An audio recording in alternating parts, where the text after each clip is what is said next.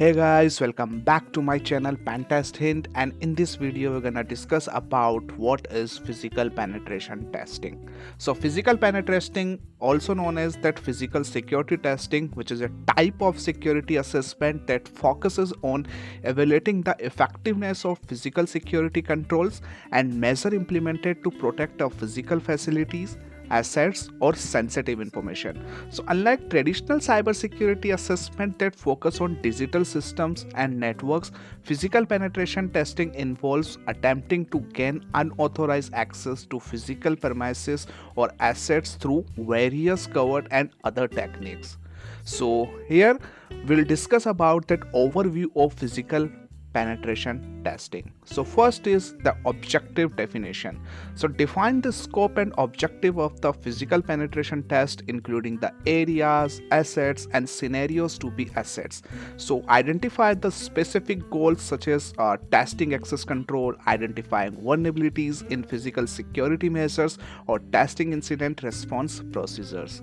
Second is reconnaissance. So gather information about the target facilities or premises, including its layout, security measures, access point, surveillance system, and personnel. So conduct passive reconnaissance using publicly available information such as building blueprints, floor plans, and organizational structure. Third is physical security assessment. So conduct a thorough assessment of physical security controls such as that access control systems that locks, alarms, surveillance cameras, fences, and guards. So identify the potential vulnerabilities or that weakness in this control, such as that weak locks, unsecured access point, blind spot in surveillance coverage, or ineffective security policies and procedure. Next is the social engineering. So employ social engineering techniques to gain unauthorized access to restricted areas or sensitive information. This may include that impersonating employees, tailgating, that's mean following unauthorized person into the secure areas, pretexting, that's mean creating a false pretext to gain access, or phishing, which means that tricking employee into revealing information. Now, next is lockpicking and physical intrusion. So, attempt to bypass physical security controls through lockpicking, lock bumping, key impersonating, or other covert methods. So, test the effectiveness of physical barriers such as doors, windows, fences, and gates in preventing unauthorized access. Then document any successful intrusion and the method used. The next is physical access control testing. So test the effectiveness of access control systems such as key card, biometric scanners, PIN card, or security guards in preventing unauthorized access. To attempt to bypass or that circumvent that access control through various means such as exploiting vulnerabilities in the system, stealing or cloning access credentials, or tailgating behind unauthorized personnel.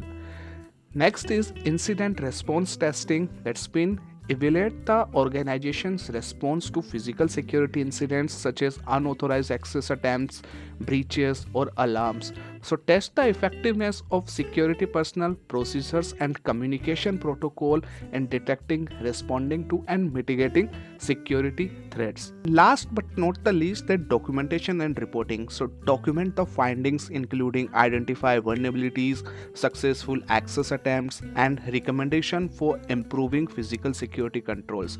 So provide actionable recommendation for remediation, such as that strengthening access control, improving surveillance coverage, enhancing security awareness training, or revising security policies and procedure.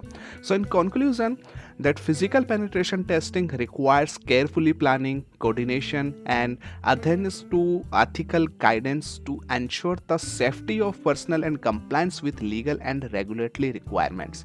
So it provides like valuable insights into the effectiveness of physical security measures and helps organization identify and mitigate the vulnerabilities that could compromise the safety and security of their assets, employees, and sensitive information.